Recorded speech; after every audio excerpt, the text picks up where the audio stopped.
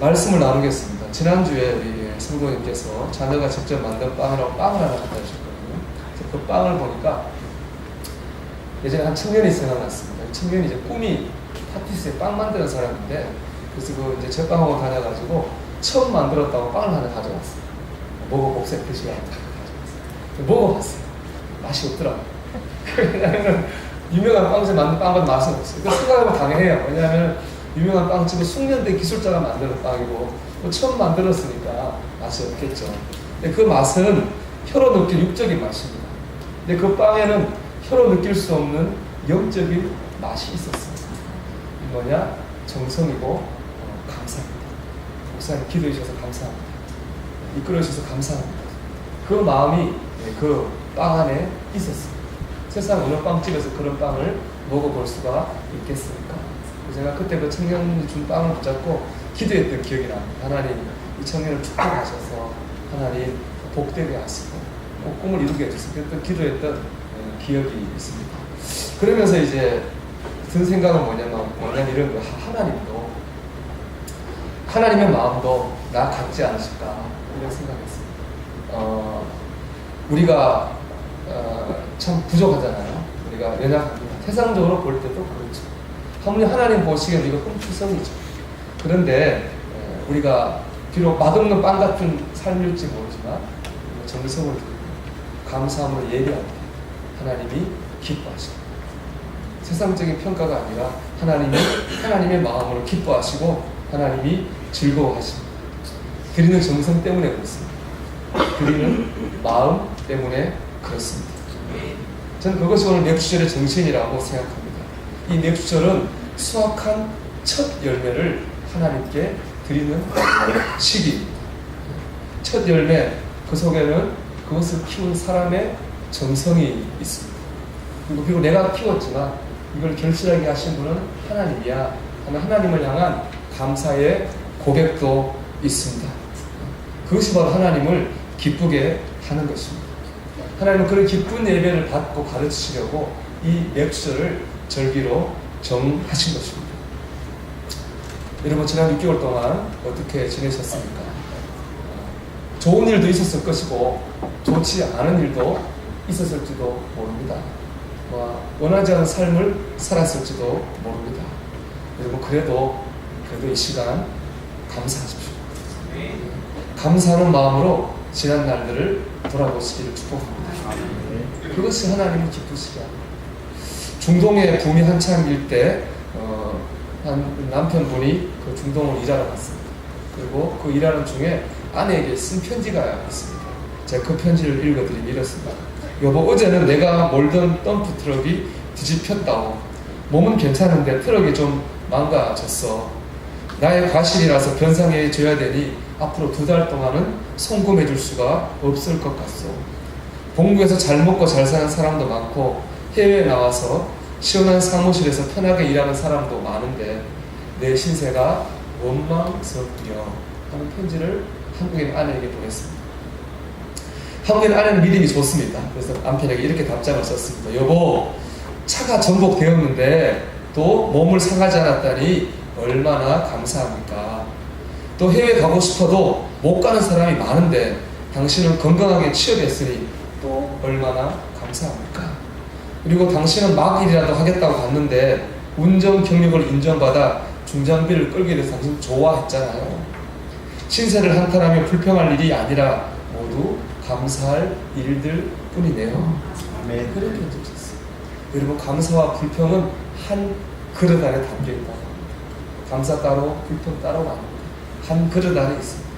이렇게 보면은 불평거리고 저렇게 보면은 감사의 제목인 줄 믿습니다. 아멘. 믿음은 뭐냐?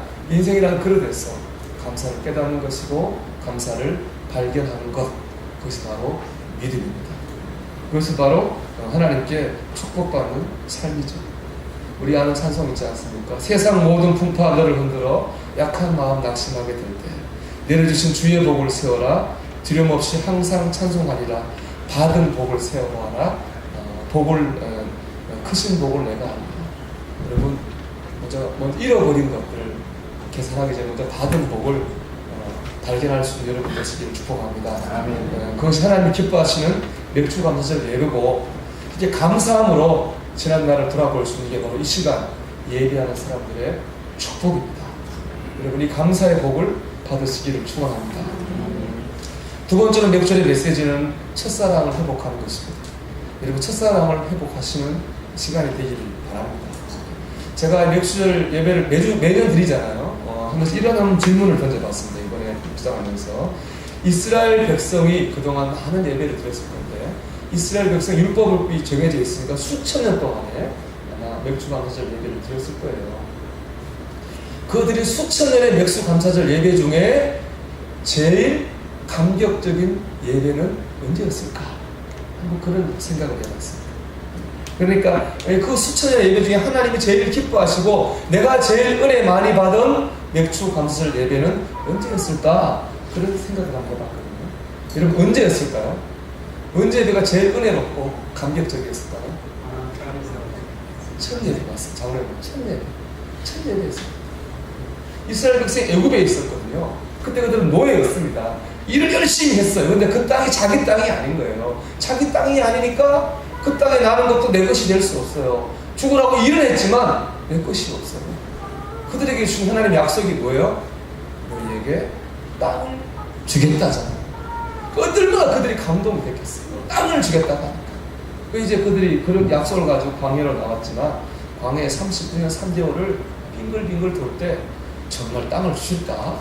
그런 의심이 들었을 거예요. 드디어 가나안 땅에 들어갔습니다. 그리고 농사에서 첫 열매를 거두었습니다. 그때 그들의 감격이 어땠겠습니까? 그 첫 열매를 하나님께 드리면서 예배했습니다. 그것이야말로 가장 기쁘고 감격적인 예배였을 거예요. 그 첫 예배가 가장 뜨거운 예배였다고 저는 생각합니다. 여러분, 언제 그런 감격을 체험해 보셨습니까? 언제 드린 예배가 제일 여러분 마음을 뜨겁게 했습니까? 언제 여러분은 제일 예수님의 사랑을 뜨겁게 만나셨습니까? 혼자인 줄 알았는데 주님 함께 계신 걸 느꼈을 때, 주님 위로를 느꼈을 때, 직장에 들어갔을 때, 혹은 첫 아이를 낳았을 때, 사업 속에서 기도가 응답될 때 아마 있었을 것입니다. 그때 여러분 한번 생각해 보십시오. 그때 여러분 마음이 어땠습니까? 그리고 또 생각해 보십시오. 지금 여러분 마음은 어떻습니까? 첫사랑을 회복해야 됩니다. 요한계시록 2장에 보면 하나님 주님께서 에베소 교회를 향해 말씀하십니다. 그 말씀 속에는 칭찬도 있지만 하나의 책망이 있습니다. 그 책망은 뭐냐? 네가 너의 처음 사랑을 버려놓아. 주님의 책망입니다. 너의 처음 사랑을 버려놓아. 여러분, 첫사랑이 식어진 것은 그냥 할 수 없지, 그냥 넘어가야 될 문제가 아닙니다. 주님은 이 문제를 통해서 우리를 책망하십니다.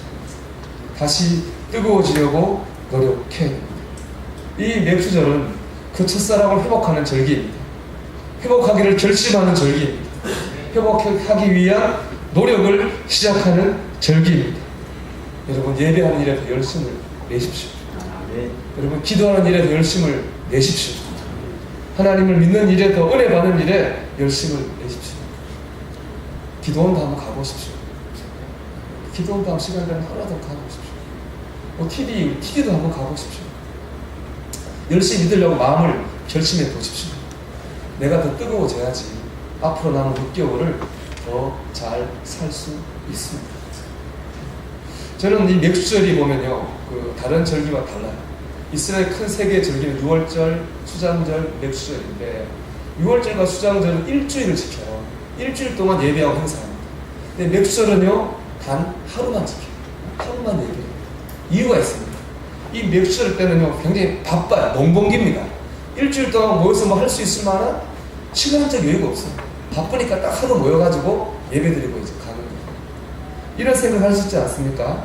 좀 바쁠 때는 좀 그냥 일하고 놔두고 여유가 생겼을 때 나중에 좀 이렇게 예배하면 어떨까 그런 생각을 우리가 할 수 있잖아요. 바쁠 때는 좀 두고 합리적이죠.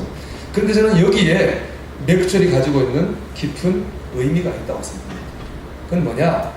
내가 바쁠수록 하나님 앞에서 공급받고 나를 돌아보는 시간을 가져야 된다고 생각합니다.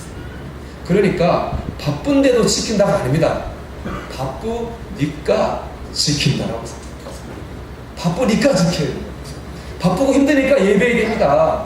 바쁘고 힘드니까 기도해야 됩니다. 바쁘고 힘드니까 하나님을 붙잡아야 됩니다. 그래야 힘을 공급받고 지혜를 공급받고 승리하게 될 것 아니겠습니까?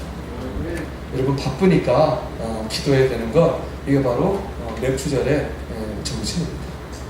여러분 이 6개월을 이제 더 감사하는 마음과 뜨거운 믿음으로 살기를 결심하십시오. 제가 이 마음때가 되면 꼭 생각나는 책이 있습니다. 그 미국의 유명한 성공한 사업가이기도 하고 신실한 그리스도인이기도 한 밥 버퍼드라는 사람이 쓴 하프타임이라는 책입니다. 이 하프타임은 축구할 때 쓰는 거잖아요. 전반전과 후반전 사이에 10분 하프타임이 있어요. 이 하프타임 동안 전반전에 잘못한 걸 바꿔쳐서 후반전에 나갑니다. 그러면 전반전보다 후반전에 이제 역전하고 이길 수 있는 기회를 잡는 게 하프타임입니다. 하프타임은 참 중요한데 어떻게 우리가 지금 하프타임 안에 있는 거죠. 이 책을 하프타임은요 그냥 가만히 쉬는 시간이 아닙니다. 이 하프타임은 반전의 시간. 이 밥 버퍼드가 이 책을 쓰게 된 계기는 뭐냐면은 하나밖에 없는 아들이 죽어요. 아들이 하나 있는데 대학생이 돼가지고 미국하고 멕시코 국경에 있는 리오그란데 강을 수영하다가 죽었거든요. 하나밖에 없는 아들이 죽었으니까 뭐 말로 어떻게 표현할 수 있겠습니까? 그런 충격 앞에 이 사람이 자기를 돌아봅니다. 그 시간을 이 사람이 하프타임이라고 붙였어요. 그러면서 자기 삶의 방향을 바꿉니다. 그전에는 성공을 위한 삶을 살았다면 이제는 좀 의미 있는 삶을 살아야 되겠다. 하나님이 기뻐하시는 삶을 살아야 되겠다 하고 삶의 방향을 바꾸고 그런 쪽으로 삽니다. 그러면서 나는 그 고백하기를 그 전보다 자기가 행복해졌고 또 보람 있는 삶을 살고 있다 이렇게 말하고 있습니다. 하프타임은 반전의 시간입니다.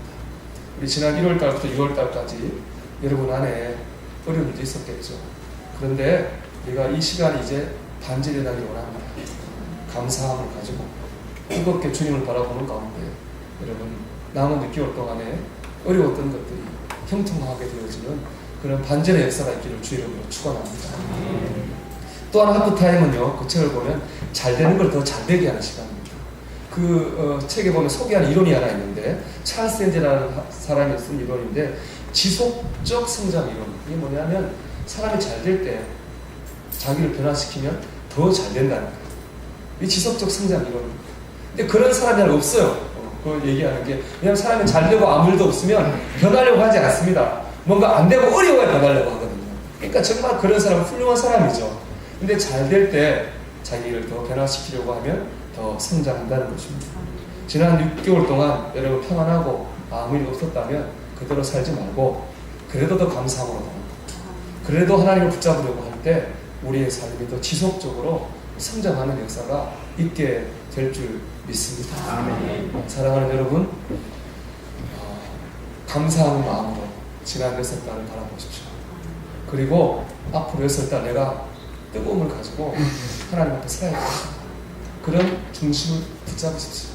그 가운데 안 좋았던 것은 반전이 되고 좋았던 것은 더 잘 되는 앞으로 6개월이 지난 1월부터 6월달보다 7월부터 12월달이 더 복되고 형통한 시간이 되기를 주 이름으로 축원합니다. 아멘.